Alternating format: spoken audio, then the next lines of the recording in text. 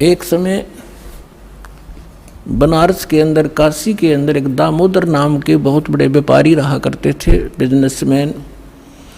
उनका अपना एक पोत था, समुद्री जहाज था, और उसके साथ वो व्यापार करने के लिए समुद्र मार्ग से दूसरी स्टेटों में जाया करते थे।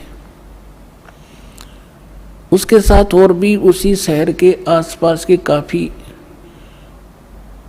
अन्य बनिए लोग भी साथ जाते थे उसके जहाज में किराए पर, और अपना सौदा लाया करते थे।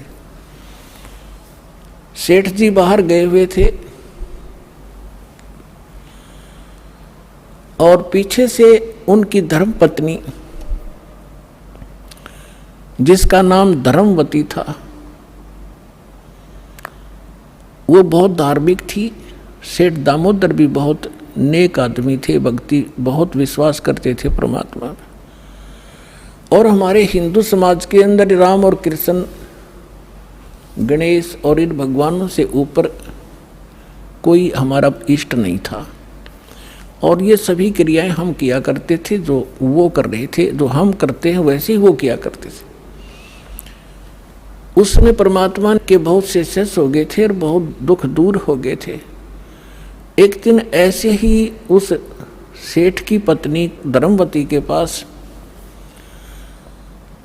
एक बहन गई उसके पास कि बहन, हमारे घर पर सत्संग है, आप आ जाओ। तो उसने सोचा चल, वो बहन ज़्यादा उसके निकट थी और पहले कई बार चर्चा कर रखी थी उसने परमात्मा की। तो धर्मवती ये कहा करती, कभी आसपास आपके गुरुजी आवे तो उसमें बताना, मैं दीक्षा अगर ज्ञान समझ में आ गया तो मैं दीक्षा लूँगी, वैसे नहीं लूँगी। तो उस बहन ने अपना सत्संग करवा लिया और उसको अपनी सहेली को आमंत्रित किया। अपने आत्माओं परमात्मा का ज्ञान, ओए होए, और ज्ञान सब ज्ञानड़ी, कबीर ज्ञान सो ज्ञान, जैसे गोला तोब को करता चले मैदान। परमात्मा ने सृष्टि रचना सुनाई। परमात्मा जहाँ भी नया सत्संग करते थे सबसे पहले सृष्टि रचना सुनाया करते थे, और फिर मालिक की वाणी में उनके शब्द में ज़्यादा कसक थी, आत्मा तुरंत खिंच जाती थी। सारा ज्ञान सुना। धार्मिक देखो, पुण्यात्मा होती है ना, वो घनी अटबट नहीं कराया करते, सारा प्रमाण सामने, और फिर अग्रम अग्रम। तो धर्मवती उस बहन का एकदम सिर गया शरीर। जब सत्संग परमात्मा ने कर लिया 2 घंटे और बैठ गए, 10-20 भगत थे, अपनी अपनी कहन लागे। तब उसने, परमात्मा ने कहा बेटा दीक्षा लेगी। वो कहने लगी महाराज मेरी आत्मा तो मानना है मैं दीक्षा लूँ आपकी, मुझे ज्ञान पूर्ण रूप से समझ में आ गया। कुछ तो उस बहन ने कई बार सुना रखा था और फिर परमात्मा ने फिर उसको सही सुचारू कर दिया। पर भगवान है तो एक समस्या है मेरे सामने। तो परमेश्वर कबीर जी ने कहा बोल बेटा क्या शंका है वो बता मुझे, कि यूँ क्या करें, यूँ सुना है मैंने कि जोड़े में नाम लेना चाहिए। मेरा पति गया हुआ प्रदेश में धन कमाने के लिए, और वो आ लेगा तब नाम लूँगी, लेकिन मैं अब मुझे ऐसा लग रहा है कि मैं इस घर से बाहर कदम रखूँगी आपकी झोंपड़ी इस स्थान तक, कि जब मेरी मृत्यु ना हो जाए। आज मुझे आपके सत्संग से एक एक पल भारी हो गया कि ये जीवन नाश हो रहा है मेरा, तो मैं नाम कैसे लूँ। परमात्मा बोले बेटा ये भ्रम जो इन मूर्खों का पैदा किया हुआ है, तुम एक दिन जन्मे नहीं, एक दिन मृत्यु नहीं होगी। आपके पति आपसे बड़े हैं, वो पहले जन्म हुआ, आपका बाद में हुआ। फिर उसने कहा जी मैंने उनसे पूछा नहीं है, और आज तक मैंने कोई भी काम उनसे बगैर पूछे किया नहीं है, और कहीं वो मुझसे नाराज ना हो जाए, मैं पाप की भागड़ ना बन जाऊं। परमात्मा ने कहा बेटा आत्म कल्याण के मार्ग में किसी से पूछने की आवश्यकता नहीं, और सभी कामों में सलाह ले सकते हो, सभी बातों में, इसमें एक पल भी देर नहीं करनी चाहिए, कोई पाप नहीं लगे।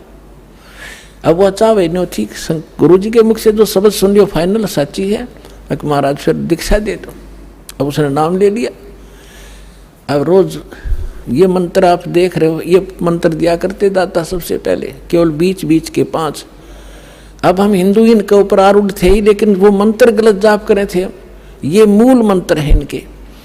जैसे आपको बहुत बार बताया है, जैसे एक भैंसा होता है या ये बैल होता है, खागड़ जिसने कहे, उसने वैसे कहे जाओ भैंसा भैंसा, कतई नहीं सुने। अरे एक बार न्यू कर दिया हुर्र, वो न्यू देखेगा और भाग उसकी तरफ दौड़ना हो जाएगा। तो उसका अट्रैक्शन है, विवश है उसके उस शब्द से, वो खिंच जाता है। तो ये वो मंत्र है। और परम संत से लिए बिना ये मंत्र सूखे जाप करने तो लाभ नहीं हो। एक नियम है, उस नियम के अनुसार ही आपने चलना पड़ेगा। तो ये मंत्र दिए उसने, मतलब गदगद होगी, अक्सर भगवान ही न था। यही तो हम देवता पूजा करते थे। परमात्मा ने कहा बेटिया पूजा नहीं है, ये यहाँ के संरक्षक हैं और मूल पूजा तो सतगुरु की है। अब परमात्मा ने उस समय ये तत् और सत और सार, ये सार नाम ये छुपा कर रखना था। ये प्रथम मंत्र इसलिए दिया था कि इनके संसारिक काम सुलझे रहेंगे, इनको सुख होता रहेगा, इनकी भगवान में आस्था बनी रहेगी और इस मंत्र से इनका जन्म मनुष्य का होता रहेगा। इन आपको यहाँ तक लाना था, इस बिचली पीढ़ी तक। धर्मदास मेरी लाख दुहाई, ये मूल ज्ञान और मूल मंत्र की बाहर ना जाए। मूल ज्ञान बाहर जो पढ़ी, बिचली पीढ़ी हंस नितर ही। मूल ज्ञान तब तक छुपाई जब तक द्वादश पंथ ना मिट जाए। जब तक ये कलयुग 5505 वाला समय नहीं आना था, तब तक इसको गुप्त रखना था। सभी महापुरुषों से परमात्मा ने प्रतिज्ञा दिला दी थी। तो इस मंत्र को पाकवा तो गदगद होगी, खूब डट कर भजन करे, आत्मा बिल्कुल खुश होगी। जो भूत प्रेत की बाधाएं थी थोड़ी बहुत सबके घर में बढ़ रहेंगे, वो भाग भूगे, उड़गी सी काया होगी। अब क्या हुआ, सेठ जी आए 1 महीने के बाद में। अब वो बुद्धिमान बहुत थी, उसने सोचा कि मेरे पति को यदि कोई थर्ड पर्सन यूँ बतावेगा कि तेरी पत्नी सत्संग में जाती है और रात को जाती है, क्योंकि परमात्मा अधिकतर रात को सत्संग करते थे, क्योंकि दिन में तो किसी को फुर्सत नहीं छोड़ रखी काल ने धंधे में। तो उसने सोचा कि ये कहीं इसके मन में मेरे प्रति कोई दोष ना आ जा और हमारा घर नरक बन जावे। अब क्या हुआ, जिस दिन वो सेठ वापस आया उसी दिन सत्संग था भगवान का और किसी के आसपास ही। तो उसने सोचा कि अपने पति को मैं पहले बता दूं सारी कहानी, और ये ऐसा व्यक्ति है अगर मेरी बात को यूँ मान लेगा तो फिर ये किसी की नहीं सुनेगा। तो जब वो खाना खाने लगा, खाना खिलाते समय उसकी पत्नी ने कहा जी मेरे से गलती बन गई और मुझे अक्षमा करना, करोगे, माफ़ करना। तो वो कहने लगा कि मैं अपनी पत्नी पर विश्वास करता हूँ, मेरी पत्नी ऐसी गलती नहीं कर सकती जो अक्षम्य ना हो। फिर भी बता अग जी सचमुच माफ़ कर दोगे, गुस्सा तो नहीं होगे? अगर ना तो बता। मैंने जी आपके पूछे बिना, मैं ऐसे मेरी पड़ोसन नाम ले रखा है और उसके साथ में सत्संग में चली गई और परमात्मा की वाणी सुनी मैंने, मेरा दिल कर गया नाम लेने, और मैंने आपसे पूछे बिना दीक्षा ले ली। तो वो बोला बड़ी अच्छी बात, इसमें क्या पूछना था, या कोई बुरा काम किया तूने? भगवान की भक्ति की, बहुत अच्छी बात है। उसका उल्गा सा हृदय हो गया, अके भगवान बड़ी दया करी दाता, ये तो बिल्कुल सरल देसी बन गया। फिर उसने एक और पॉइंट सोचा कि एक बार इसको वो सत्संग स्थल दिखा दूं जहां हम जाते और आते हैं, ताकि लोग इसको भ्रमित ना कर दें तेरी पत्नी रात में भी जाती है, तो यो आदमी का जल्दी सी सेट नहीं होया करे। और उस दिन सत्संग भी था।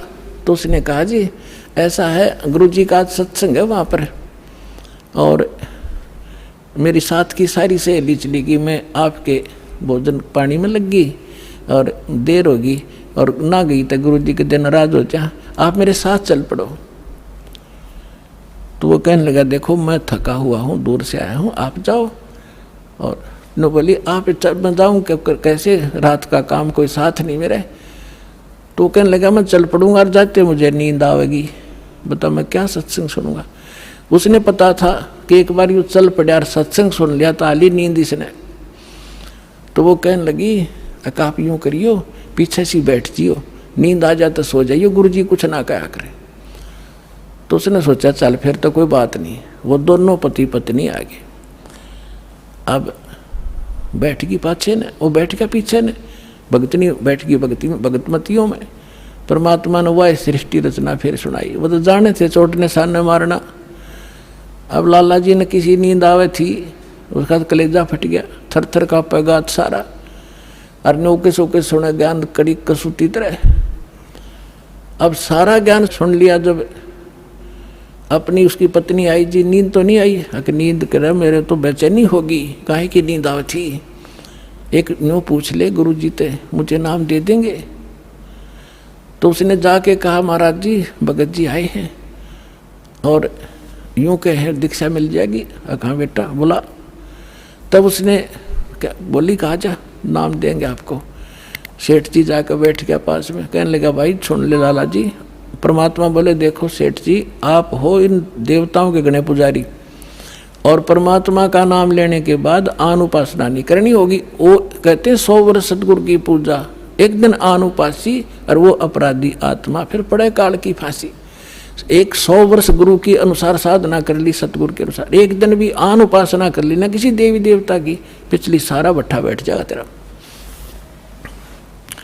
तो वो लाला जी बोला सेठ दामोदर, कहने लगे महाराज जी मैं बाणिया हूँ और सौदा करना खूब जानता हूँ।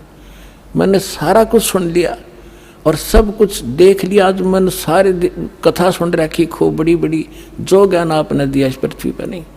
और मैं जो वचन कराया करूँ दाता, और पक्का करता हूँ आप मेरे गुरु, मैं आपका चेला। फिर कहा कि भी देख मैं दानक और तू लाला जी, कल न तेरी बरादरी वाले भी तुझे धिक्कारेंगे। ने बोला जी मुझे नाम दो और आप साथ रहियो दास के, जो होगा सो देखी जाएगी, मुझे दीक्षा दो। और परमात्मा ने कहा कि और उपासना नहीं करोगे फिर किसी देवी देवता की, नहीं तो नुकसान हो जाएगा। लेकर नाम, और परमात्मा का हाथ से चित्र बनाया करते थे वहाँ, जब का हाथ से बनाया करते थे, सब जगह मिला करते थे। वो फोटो ले गया, जो विधि बताई थी विधान वो शुरू कर दिया आपने। फिर कुछ दिन के बाद वो कई दिन सत्संग सुने, फिर व्यापार में जाना था तो सभी वो दूसरे व्यापारी भी साथ थे।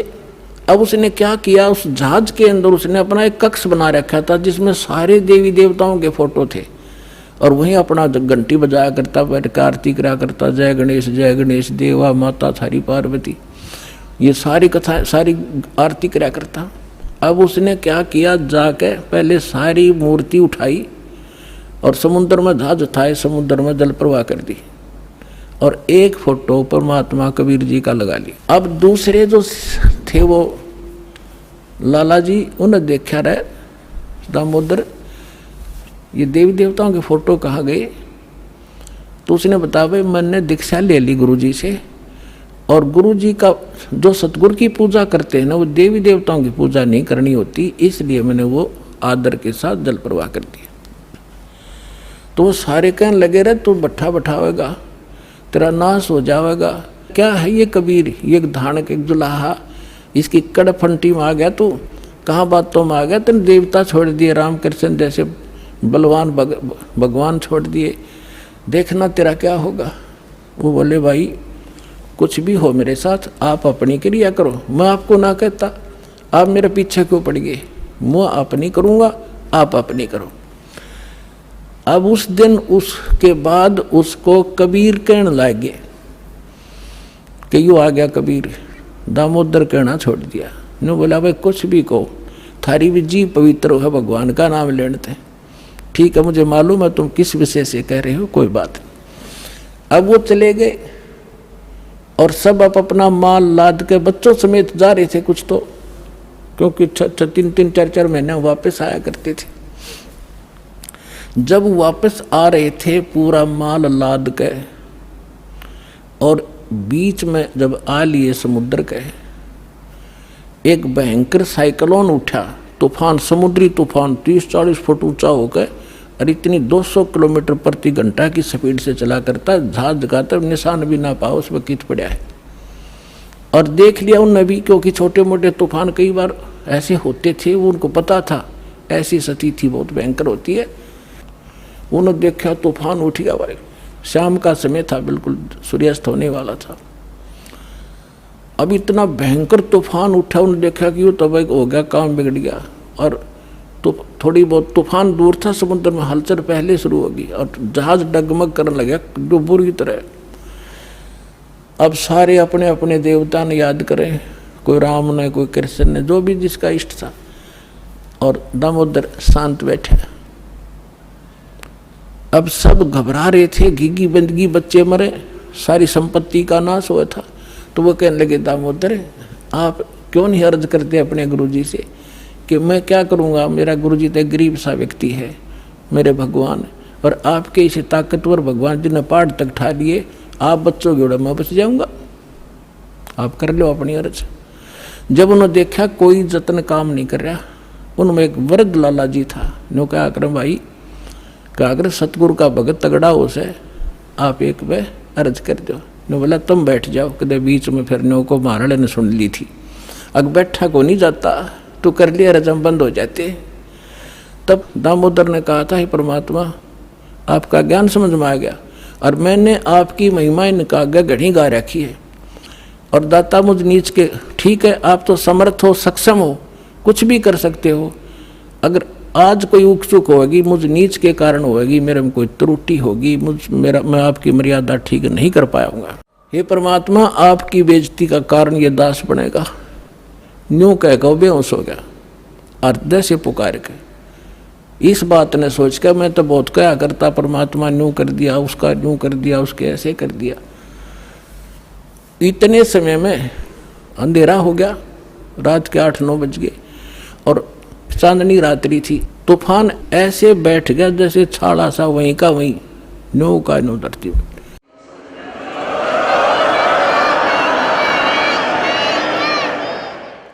और समुद्र के जल में जरा सी भी हलचल नहीं। अब उस दामोदर को पानी के छींटे छाटे मार के मुंह पे होश में ले आए। तब उन्होंने कहा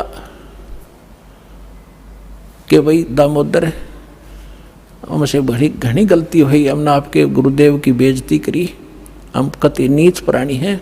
और उन्होंने संकल्प कराया था कि यदि आज जान बच गई, हमारे भगवान तो फेल हो लिए, जब आज ये तूफान रुक गया, हमारी जान बच गई, दामोदर हम तेरे साथ चलाएंगे, नाम लेंगे उस परमात्मा का। तब दामोदर को कंधे पे बैठा लिया उन लालाओं ने, हर ने बोले बोलो दामोदर की जय, ने बोला नहीं जय बोलो जिसने यू काम कराया है, बोलो कबीर परमेश्वर जी की जय हो।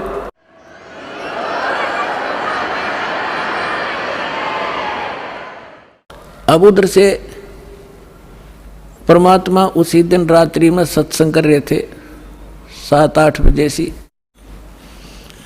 और सर्दियों का मौसम था। अब कुछ भक्त सामने आसपास बैठे थे, एकदम परमात्मा ने क्या किया, ऐसे मुंह पर करनो हाथ फेर कर ऐसे झटका दिया, आसपास के बैठे भक्तां के छींटे लगे।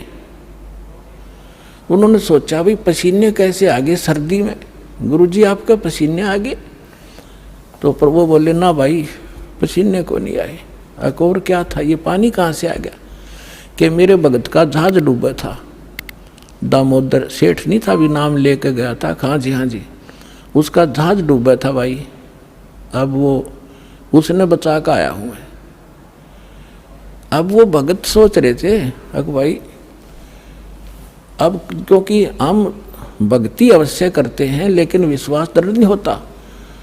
और परमात्मा कहते हैं कहा हो तो हरि नाम से, जब मन में नहीं विश्वास, बिना विश्वास के जो भक्ति करते हैं वो सफल नहीं होते। तो वो कच्चे से थे और मन में उनका न्यू थी, ऐसे ही शब्द गा रहे थे, ज्ञान सुना रहे थे, पसीने आगे होंगे, हमारे सामने बैठे और वहाँ कैसे समुद्र में जहाज बचा के आए हैं।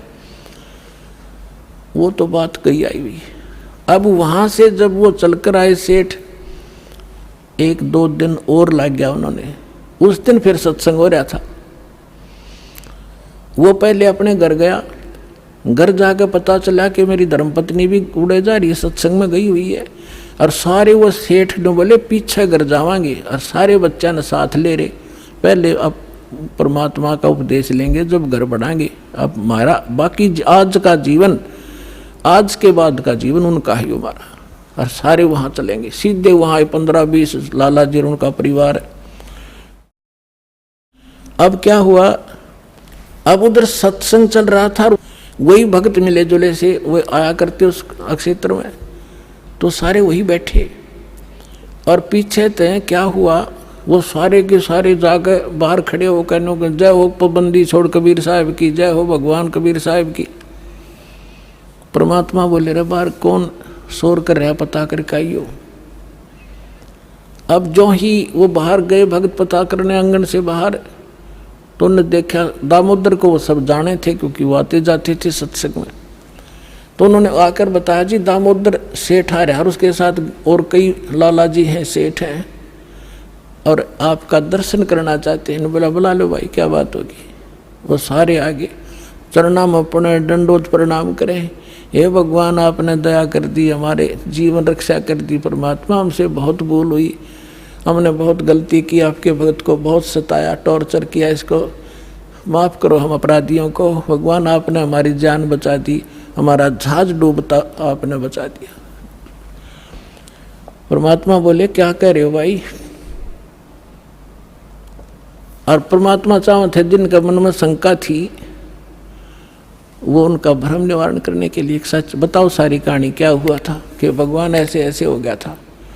हमने अपने सारे जंतर मंतर कर लिए थे, कोई राहत नहीं मिली। फिर हमने आपके भगत आराध करी थी, इसने आपको पुकारा के मंत्र पढ़ा यू दाने, यू बेहोश हो गया आपको पुकार करके। तब कहा बेटा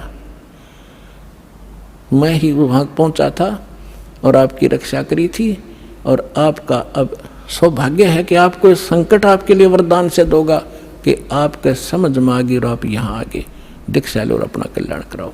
सभी ने नाम लिया, उनका कल्याण हुआ। बोलो सतगुरुदेव।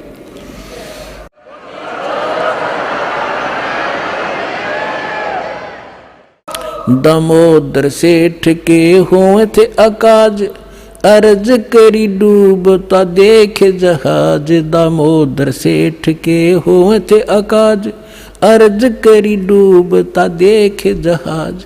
लाज मेरी रखियो गरीब नवाज, समुद्र से पार लंघाने वाले। लाज मेरी रखियो गरीब नवाज, समुद्र से पार लंघाने वाले। धन धन सतगुरु सत कबीर भक्त की, पीड़ मिटाने वाले। सत सहे।